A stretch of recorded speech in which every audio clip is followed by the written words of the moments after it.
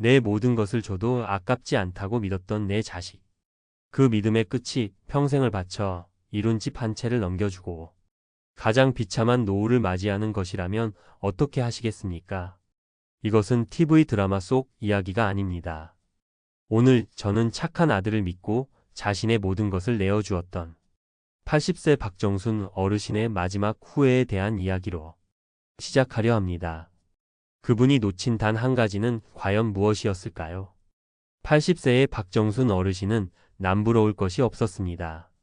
평생 모은 돈으로 장만한 아파트를 아들 내외에게 증여하고 자신은 근처의 작은 아파트로 거처를 옮겼습니다.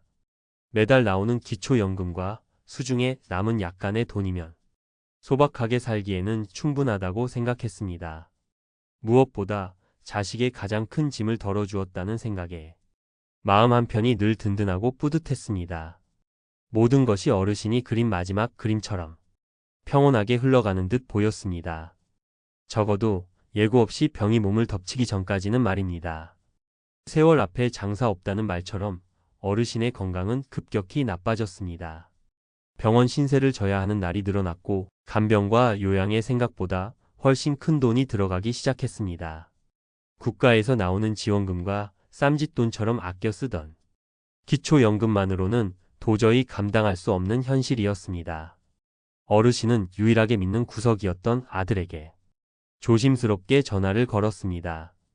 떨리는 목소리로 평생 처음 자식에게 아쉬운 소리를 했습니다. 아들아, 내가 예전에 맡겨두었던 돈에서 병원비 좀 보태줄 수 있겠니? 하지만 수화기 너머로 돌아온 아들의 대답은 어르신의 남은 세상을 무너뜨렸습니다. 어머니, 지금 드릴 돈이 없습니다. 그 차가운 한마디보다 더 가슴을 후벼 판 것은 옆에서 들려온 며느리의 목소리였습니다.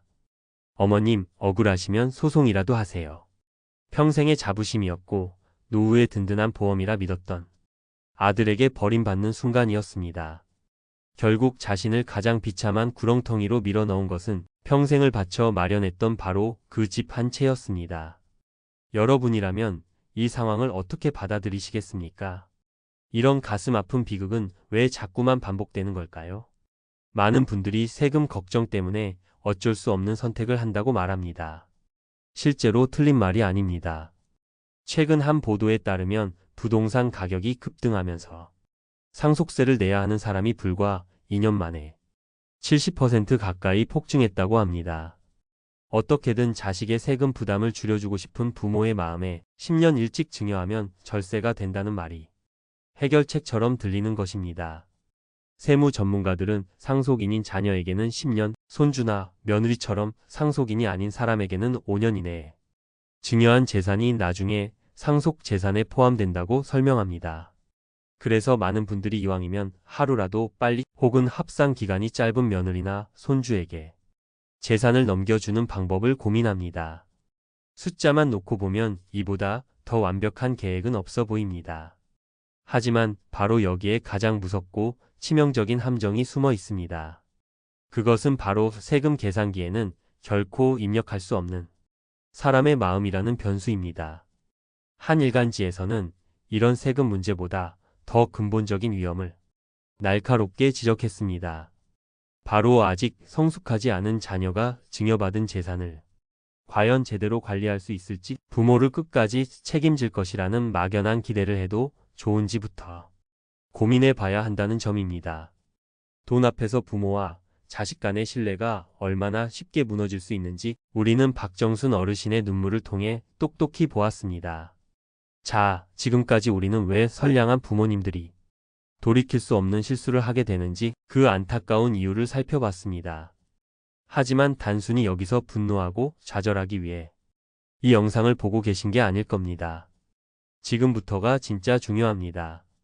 이런 비극이 남의 일이 아닌 내 일이 될 수 있다는 냉혹한 현실을 직시해야 합니다. 이것은 결코 몇몇 특별한 사람들의 이야기가 아닙니다. 관련 통계에 따르면 2018년 한 해에만 부모가 자식을 상대로 부양료를 청구하는 소송, 이른바 효도 소송 또는 불효 소송이 272건이나 법원에 접수되었습니다. 재산을 물려받고는 부양 약속을 헌신짝처럼 내버리는 자녀에게 내가 피땀 흘려 물려준 재산을 다시 돌려달라고 외치는 부모님들의 절규가 지금 이 순간에도 법정을 채우고 있는 것입니다. 한때는 사랑의 증표였던 증여가 이제는 비극적인 법적 분쟁의 씨앗이 되고 있습니다. 분명하고 단호하게 말씀드립니다. 당신의 남은 노후 자금과 마지막 잠자리가 되어줄 집을 아무런 안전장치 없이 자녀에게 넘기는 것은 자녀를 믿고 안 믿고의 문제가 아닙니다. 그것은 당신의 남은 인생에 대한 최소한의 권리와 존엄을 당신 스스로 포기하는 행위와 같습니다. 그렇다면 어떻게 해야 할까요? 자식에게 짐이 되지 않으면서 나의 평온한 노후를 지킬 방법은 정말 없는 걸까요? 아닙니다. 방법은 있습니다. 첫 번째 가장 현실적인 대안은 집을 평생 월급으로 바꾸는 지혜, 바로 주택연금을 활용하는 것입니다. 주택연금은 내가 평생 살아온 내 집에 계속 살면서 그 집을 담보로 국가의 보증 아래 매달 꼬박꼬박 연금을 받는 제도입니다. 자녀에게 아쉬운 소리 할 필요 없이 내 집에서 내 힘으로 안정적인 현금 흐름을 만들 수 있는 가장 확실하고 안전한 방법 중 하나입니다. 주택연금의 가장 큰 장점은 우리가 가장 두려워하는 자녀 리스크를 원천적으로 차단한다는 것입니다. 자녀의 사업이 갑자기 어려워지거나 배우자의 반대에 부딪히거나 혹은 마음이 변심하는 그 어떤 경우에도 내 노후는 흔들리지 않습니다. 그리고 많은 분들이 걱정하시는 상속 문제도 합리적으로 해결할 수 있습니다. 만약 나중에 내가 받은 연금 총액보다 집값이 더 높게 평가되면 그 남는 차액은 자녀들에게 온전히 상속됩니다.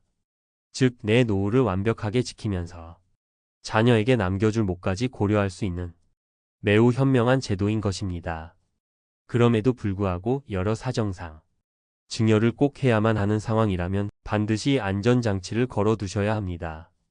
부양 의무나 생활비 지급과 같은 특정 조건을 명시하는 부담부 증여 계약서를 작성하고 반드시 변호사의 공증을 받아두는 것이 최소한의 보호막이 될 수 있습니다. 설마 내 자식이 나한테 그러겠어? 라는 막연한 믿음은 이제 버리셔야 합니다.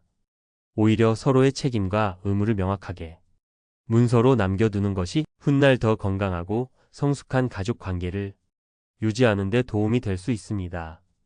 자녀를 진정으로 사랑하는 가장 현명한 방법은 가진 재산을 서둘러 물려주는 것이 아니라 마지막 순간까지 건강하고 독립적인 부모로 꿋꿋하게 살아가는 모습을 보여주는 것입니다. 내가 내 노후를 온전히 책임질 수 있을 때 자녀들은 경제적 부담감에서 벗어나 진정한 마음으로 부모를 공경하고 효도할 수 있습니다. 당신이 자녀에게 짐이 되지 않는 것, 그것이야말로 자녀에게 물려줄 수 있는 가장 위대한 상속입니다. 영상을 마치기 전 잠시 눈을 감고 스스로에게 이 3가지 질문을 던져 보시길 바랍니다. 첫째, 나의 노후 계획에 갑자기 내가 아프거나 쓰러질 경우에 대한 대비책이 구체적으로 포함되어 있는가? 둘째, 집을 자녀에게 넘겨주는 것 외에 나의 노후를 더 안정적으로 만들 다른 방법, 즉 주택연금과 같은 제도를 진지하게 검토해 본 적이 있는가? 셋째, 재산 문제에 대해 자녀와 막연한 기대가 아닌 솔직하고 현실적인 대화를 나눠본 적이 있는가? 당신이 평생 일궈온 집과 재산은 자녀를 위한 선물이기에 앞서 그 험한 세월을 꿋꿋이 버텨온 당신 자신을 위한 마지막 보루입니다. 기억하십시오. 그 누구도, 심지어 내 자식조차도 당신의 노후를 대신 책임져 주지 않습니다.